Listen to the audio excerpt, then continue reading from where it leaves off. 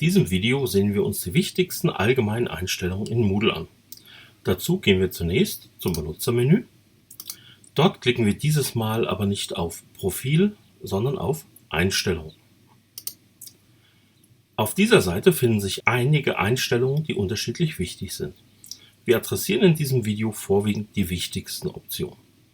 Als erstes kann man über den Link Profil bearbeiten das eigene Profil bearbeiten. Falls Sie sich mit TU-ID anmelden, wie mehr als 99% der Nutzer des Lernportals, ignorieren Sie bitte die Option Kennwort ändern. Da Moodle das Passwort der TU-ID nicht speichert, können Sie das Passwort natürlich auch nicht im Moodle ändern. Bei Startseite können Sie festlegen, ob die Navigationsleiste hier oben mit dem Dashboard, mit den also von Ihnen belegten Kursen beginnen soll, oder mit der Website, das heißt der Startseite. Das wirkt sich nur auf die Navigation hier oben aus. Unter Sprache wählen können Sie die Sprache festlegen. Zur Auswahl stehen Englisch, Deutsch und informelles Deutsch, also in Du-Form. Die Option zum Einstellen der Foren sehen wir uns etwas genauer an. Daher öffne ich die erst einmal. Hier gibt es insgesamt 5 Einstellungen, die Sie vornehmen. Und es ist wichtig, dass Sie verstehen, was diese jeweils bedeuten. Bei E-Mail-Zusammenfassungen stellen Sie ein, wie Sie per E-Mail über neue Forenbeiträge informiert werden wollen. Es gibt dabei 3 Optionen. Einzeln, Sie erhalten eine E-Mail für jeden neuen Forenbeitrag. Diese Option sollten Sie in aller Regel nicht nutzen, weil sie zu sehr vielen E-Mails führen kann.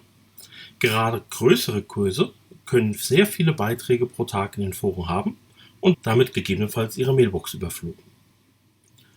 Vollständig bedeutet, dass Sie einmal täglich, üblicherweise um etwa 17 Uhr, eine E-Mail mit den vollen Texten aller neuen von Ihnen noch nicht gelesenen Forenbeiträge erhalten. Diese E-Mail kann sehr lang werden. Ich rate daher ebenfalls von dieser Einstellung ab. Themen dagegen sendet Ihnen ebenfalls gegen ca. 17 Uhr täglich eine E-Mail mit allen neuen Forenbeiträgen, gibt dabei aber jeweils nur das Thema und den Autor an. Das ist aus meiner Sicht die beste Lösung. Bei Foren abonnieren empfehle ich die Option Ja zu wählen. Das heißt, Sie werden automatisch in ein Forum abonniert, wenn Sie dort einen Beitrag schreiben.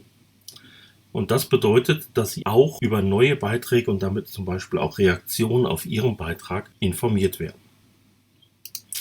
Die experimentelle, verschachtelte Themenansicht für Foren ist, wie der Name schon sagt, experimentell. Sie sorgt für eine etwas andere Anzeige der Forenbeiträge und ist damit auch sicherlich Geschmackssache. Da sie noch experimentell ist, rate ich eher zur Vorsicht, würde diese Option auf Nein lassen.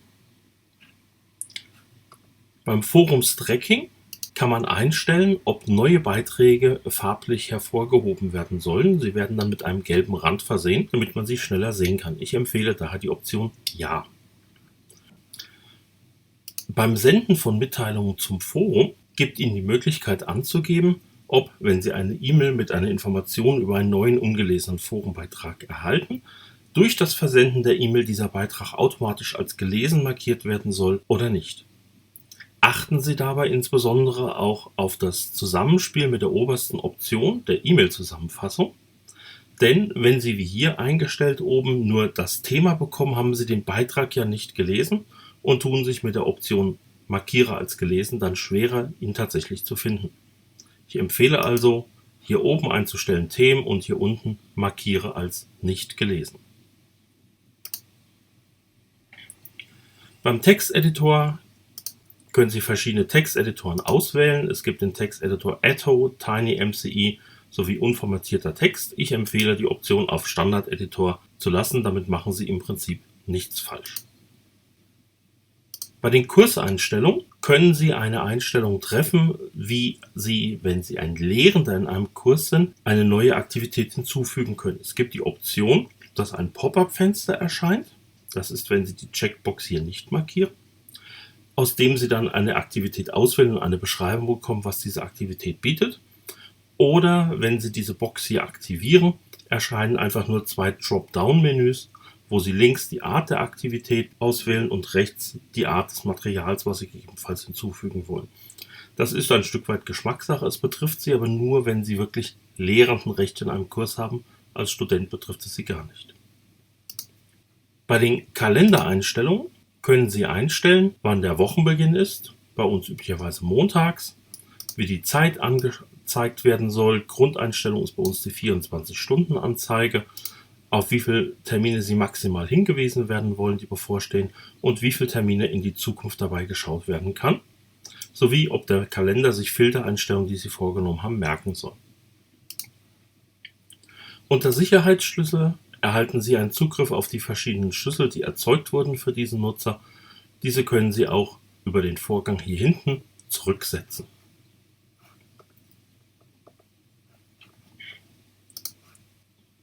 Unter Mitteilungen sollten Sie genauer schauen, was Sie tun können. Hier können Sie festlegen, wer Ihnen eine Mitteilung senden kann. Nur Ihre direkten Kontakte, Ihre Kontakte und jeder, der mit Ihnen einen Kurs teilt oder jeder im System.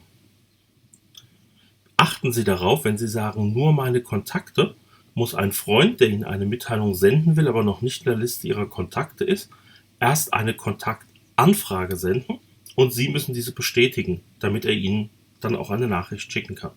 Wenn Sie also nicht regelmäßig nachschauen, ob Sie eine Kontaktanfrage haben und diese gegebenenfalls bestätigen, dann wird Ihnen auch kaum jemand schreiben können, wenn Sie auf die Option nur meine Kontakte gehen. Sie können zusätzlich einstellen, ob Sie Systemnachrichten per E-Mail erhalten wollen. Und die letzte Option hier ist sehr Geschmackssache. Wenn Sie viel mit Sachen wie zum Beispiel Discord arbeiten, sind Sie gewohnt potenziell, dass wenn Sie Return drücken, die Eingabetaste drücken, automatisch die Nachricht abgesendet wird. Das können Sie hier aktivieren oder deaktivieren. Konsequenz ist natürlich, wenn Sie einen mehrzeiligen Beitrag als Mitteilung an jemand anders senden wollen, wird nicht eine Nachricht mit mehreren Zeilen geschrieben, sondern es werden mehrere einzeilige Nachrichten geschrieben. Ich lasse diese Option üblicherweise aus.